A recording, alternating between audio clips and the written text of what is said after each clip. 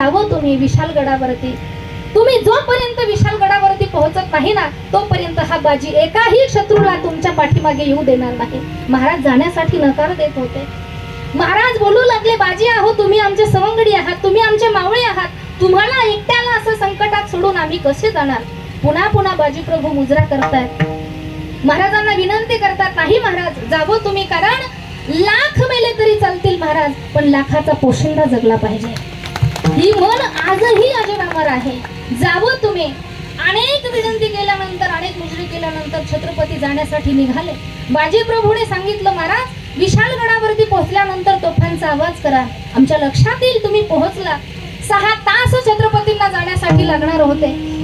6 तास बाजी प्रभू त्या घोडखिंडीमध्ये शत्रूशी झुंज देत होते, शत्रूशी लढत होते।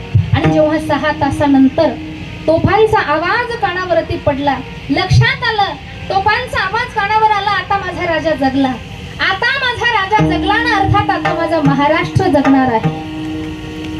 त्याच तोफांच्या आवाजाची वाट बाजी प्रभू पाहत होते दादांनो, जगण्यासाठी नाही तर मरण्यासाठी।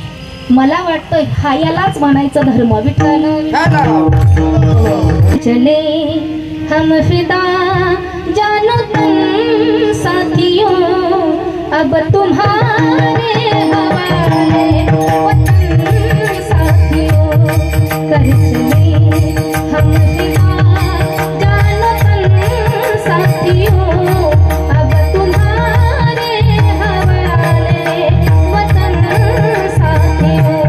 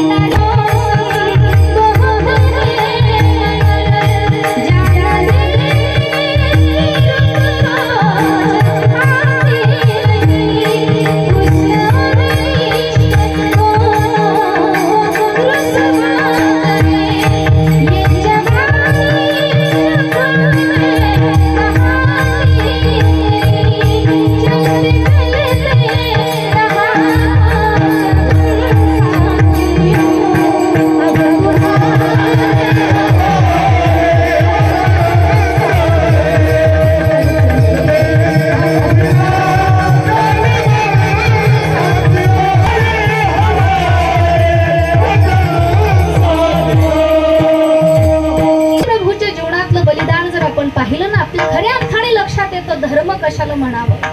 अनेक मावळ्यांचं जीवन चरित्र जर आपण पाहिलं ना, तान्हाजी मालुसरे आपल्या मुलाच्या लग्न होऊन गडावरती देण्यासाठी आले होते। एका हातामध्ये अक्षिदा